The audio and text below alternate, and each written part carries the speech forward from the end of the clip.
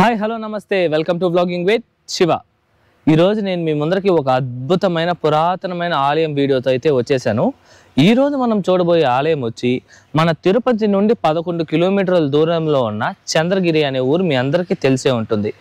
ఆ చంద్రగిరిలో ఉన్న శ్రీ కోదండ రామస్వామి వారి ఆలయానికైతే మనం ఈరోజు వెళ్ళి ఆ ఆలయం తాలూకా పూర్తి చరిత్ర అయితే తెలుసుకోబోతున్నాం అన్నమాట. ఈ యొక్క ఆలయాన్ని 15వ శతాబ్దంలో విజయనగర రాజైన శ్రీకృష్ణదేవరాయలు వారైతే నిర్మించారండి. ఈ యొక్క ఆలయాన్ని చాలామంది చెప్తుంది ఏమంటే శ్రీకృష్ణదేవరాయలు వారు ఈ చంద్రగిరిలో నిర్మించిన ఆఖరి ఆలయం కూడా ఇదే అని అయితే చెప్తున్నారు. ఓకే, మన ఈ యొక్క ఆలయ స్థల పురాణం అవ్వచ్చు, మరిన్ని విషయాలు ఈ ఆలయం గురించి మనము ఆలయం దగ్గరికి వెళ్ళి పూర్తిగా అయితే తెలుసుకుందాము. వీడియోని అయితే లైక్ చేసి స్టార్ట్ చేయండి, సబ్స్క్రైబ్ చేయని వాళ్ళు సబ్స్క్రైబ్ చేసుకోండి. Okay, let's go. ఈ ఆలయం తాలూకా రూట్ విషయానికి వస్తే ఇప్పుడు మీరు చూస్తుంది వచ్చేసి తిరుపతి నుంచి చిత్తూరుకి వెళ్ళే హైవే అన్నమాట. ఈ హైవే మీదుగా మనం స్ట్రైట్గా వెళ్ళి లెఫ్ట్ కొంచెం కట్ చేసుకొని ఈ యొక్క బ్రిడ్జ్ కిందకి వెళ్ళంగా నేరుగా వెళ్తే మీకు రైట్ సైడ్ వస్తుంది అనమాట. ఈ రైట్ సైడ్ తిరిగితేనే మనకు చంద్రగిరి ఊరు వస్తుంది.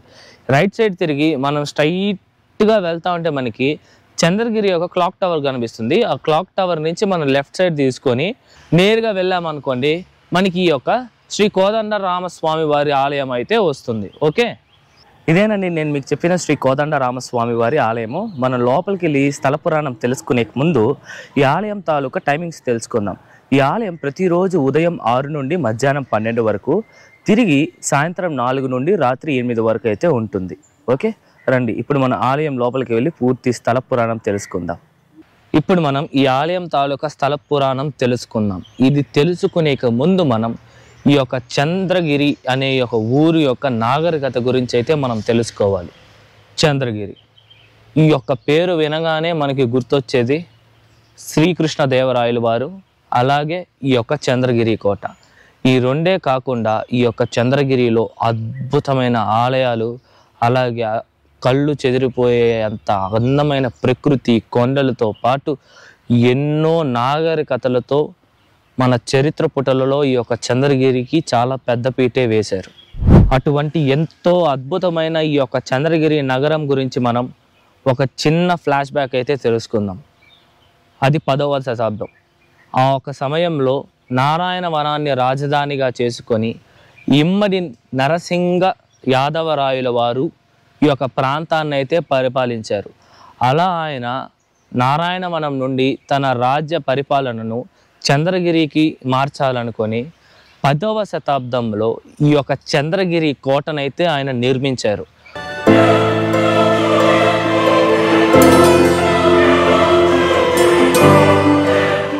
అలా నిర్మించి ఈ యొక్క కోట నుండి ఆయన ఈ యొక్క చుట్టుపక్కల ప్రాంతాలన్నింటినీ పరిపాలించారు, ఈ యొక్క చంద్రగిరిని రాజధానిగా చేసుకొని.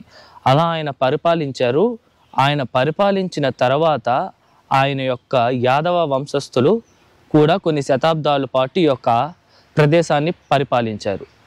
దాని తరువాత 1367వ సంవత్సరంలో విజయనగర రాజులు ఈ యొక్క యాదవ రాజుల్ని ఓడించి ఈ యొక్క ప్రాంతాన్ని మొత్తం స్వాధీనం అయితే చేసుకున్నారు. అలా చేసుకొని వాళ్ళ యొక్క ఈ విజయనగర సామ్రాజ్యానికి 4వ రాజధానిగా ఈ చంద్రగిరిని చేసుకొని వాళ్ళు పరిపాలించడం మొదలుపెట్టారు. అలా ఈ యొక్క చంద్రగిరి అనే ఈ యొక్క ప్రాంతాన్ని సాలువ నరసింహరాయలు వారు, అలాగే మరికొందరు విజయనగర రాజులైతే పరిపాలిస్తూ వచ్చారు. అలా వాళ్ళు పరిపాలిస్తుండగా అది కరెక్ట్గా 1509వ సంవత్సరం. అంతవరకు చంద్రగిరి అంటే ఏ ఒక్క రాజుకి బయట రాజులకి తెలిసేది కాదు. ఆ ఒక్క రోజున అందరూ చంద్రగిరి వైపు చూసేలా చేశారు ఒకతను. అటువంటి రాజు ఈ యొక్క దక్షిణ భారతాన్ని పరిపాలించారా అంటే సమాధానం లేదు. ఆ రాజు ఎవరో కాదు, రాజాదిరాజ ఆంధ్రభోజ శ్రీ శ్రీ శ్రీకృష్ణదేవరాయ. జయ హో, జయ హో, జయ హో.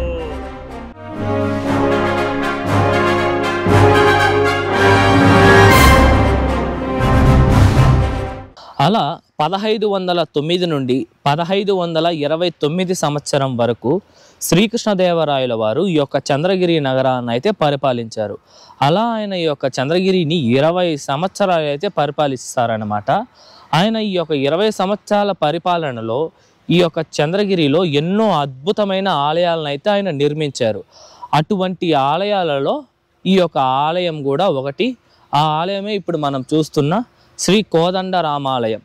ఓకే, ఈ యొక్క కోదండ రామాలయాన్ని శ్రీకృష్ణదేవరాయల వారి యొక్క నిర్మాణం, వాళ్ళు కట్టిన నిర్మాణ ఆలయాల్లో ఈ యొక్క ఆలయం చివరిది అని ఎలా అంచనా వేస్తున్నారంటే, ఆయన 1529వ సంవత్సరంలో హంపీలో అయితే మరణిస్తారనమాట.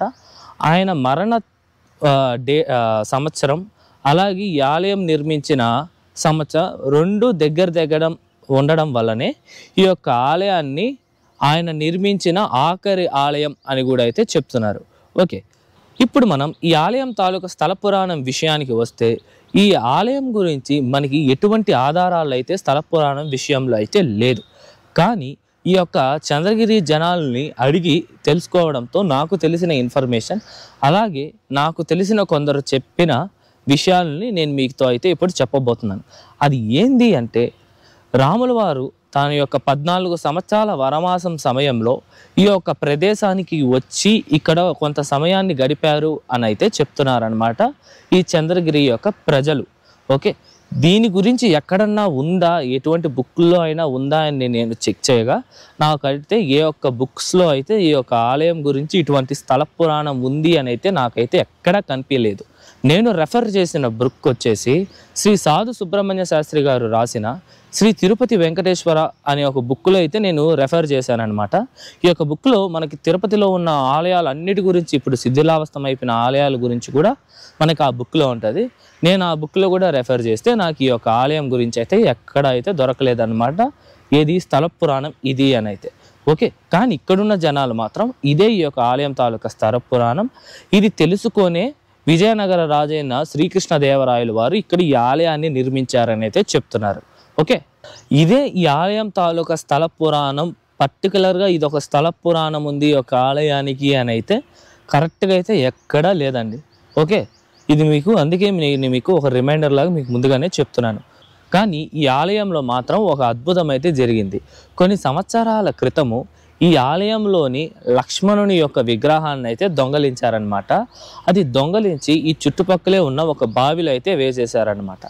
అలా వేసేసిన తర్వాత ఈ ఆలయంలోనే పనిచేసే ఒక ఆమె కలలోకి లక్ష్మణుల వారు వచ్చి ఈ యొక్క బావిలో నా యొక్క విగ్రహం ఉంది అని అయితే ఆమెకి చెప్తారనమాట. ఆమె తల్లారితో లేచి ఆ బావి ఎక్కడుందని వెతికి ఆ బావిలో అన్ని తవ్వి తీస్తే అక్కడ ఆమెకి నిజంగానే ఒక లక్ష్మణుని విగ్రహం అయితే దొరికిందనమాట. ఆ ఒక లక్ష్మణుని విగ్రహం మనం ఇప్పుడు ఆ ఆలయంలో కూడా చూడొచ్చు. ఆ ఒక విగ్రహాన్ని ఆమె భద్రపరిచి ఈ ఆలయం తాలూకా గర్భాలయంలోనే పెట్టారనమాట. మన ఈ ఆలయం తాలూకా గర్భాలయంలోకి ఎంటర్ అయితే ఈ యొక్క ఆలయం తాలూకా గర్భాలయం మనకి 3 ద్వారాలు దాటితే మనకి ఈ ఆలయం గర్భాలయంలో ఉన్న స్వామివారిని అయితే దర్శించవచ్చు. మనల్ని 2 ద్వారాల వరకు దాటిస్తారు. మనం కరెక్ట్గా 2 ద్వారాలు దాటి స్వామివారిని అయితే దర్శించుకోవచ్చు. ఈ ఆలయ గర్భాలయంలో మనకి ఒకే ప్లాట్ఫామ్ పైన, అంటే కింద బేస్మెంట్ ఉన్నది కదా, ఒకే ప్లాట్ఫామ్ పైన మనకి రాముల వారు, సీతాదేవి, లక్ష్మణుడు, భరత శత్రుఘ్నులతో మనకి ఈ యొక్క గర్భాలయంలో దేవదేవతలందరూ మనకి దర్శనం అయితే ఇస్తారనమాట. ఈ యొక్క ఆలయం కూడా చాలా చాలా అద్భుతంగా ప్రశాంతంగా అయితే ఉంటుంది. ఈ ఆలయంలో ఉన్న నిర్మాణం విషయానికి వస్తే ఈ యొక్క ఆలయాన్ని విజయనగర రాజైన శ్రీకృష్ణదేవరాయలు వారు చాలా అద్భుతంగా అయితే నిర్మించారు. మీరు బయటే చూసినట్టయితే చాలా అద్భుతమైన, అలాగే పెద్దగా ఈ ఆలయం తాలూకా ప్రహరీ గోడను అయితే నిర్మించారనమాట. మనము ఈ ఆలయం ద్వారాన్ని దాటుకొని లోపలికి వెళ్ళంగానే మనకి బలిపీఠము, ధ్వజస్తంభము, అలాగే అద్భుతమైన గర్భాలయంతో పాటు ముఖమండపం, అలాగే మనం ప్రదక్షిణం చేసుకోవడానికి ప్రదక్షిణ మార్గము, అవంతా ప్రాకారాలు అవన్నీ చాలా అద్భుతంగా అయితే నిర్మించారనమాట ఎవరు, శ్రీకృష్ణదేవరాయలు వారు. ఇప్పుడు చూడడానికి ఇంత అద్భుతంగా ఉన్న ఈ యొక్క ఆలయము 17వ శతాబ్దంలో హైదర్ అలీ చంద్రగిరి మీద దండయాత్రకు వస్తున్నప్పుడు ఈ యొక్క ఆలయాన్ని కూడా అయితే కొంతమేరకు అయితే ధ్వంసం చేశారనమాట. అలా ధ్వంసం చేసిన తర్వాత కొన్ని శతాబ్దాల పాటు ఈ యొక్క ఆలయము ఎవరు పట్టించుకోకుండా శిథిలావస్థకి అయితే వచ్చేసింది. దాని తర్వాత ఏమైంది, 23వ తేదీ సెప్టెంబర్ 2015న టీటీడీ దేవస్థానం వారు ఈ యొక్క ఆలయాన్ని అయితే వాళ్ళ యొక్క కంట్రోల్లో తీసుకున్నారు. అప్పుడు 2015లో టీటీడీ చైర్మన్గా చదలవాడ కృష్ణమూర్తి గారు అయితే ఉన్నారనమాట. అలాగే ఈ యొక్క డిస్ట్రిక్ట్కి ఎంపీగా అయితే శివప్రసాద్ గారు అయితే ఉన్నారు. వీళ్ళు ఇద్దరు ఈ యొక్క ఆలయంకు వచ్చి ఈ యొక్క ఆలయం ప్రాంగణాన్ని మొత్తం ఈ ఆలయం తాలూకా పత్రాలని టీటీడీ తీసుకొని ఈ యొక్క ఆలయాన్ని తిరిగి పూర్వ వైభవం వచ్చేలాగా అయితే ఈ యొక్క ఆలయాన్ని అయితే తీర్చిదిద్దింది. ఇప్పుడు మీరు చూస్తున్నట్టుగా ఈ యొక్క ఆలయాన్ని చాలా అద్భుతంగా అయితే మార్చారనమాట.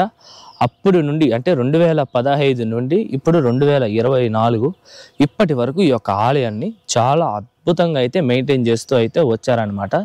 ఇది ఈ ఆలయం తాలూకా పూర్తి స్థల పురాణము, చరిత్ర, ప్రతిదీ నేను మీకు పిన్ టు పిన్ మీకు డీటెయిల్గా ఎక్స్ప్లెయిన్ చేశాను. ఐ హోప్ మీకు అర్థమైందని అనుకుంటున్నా.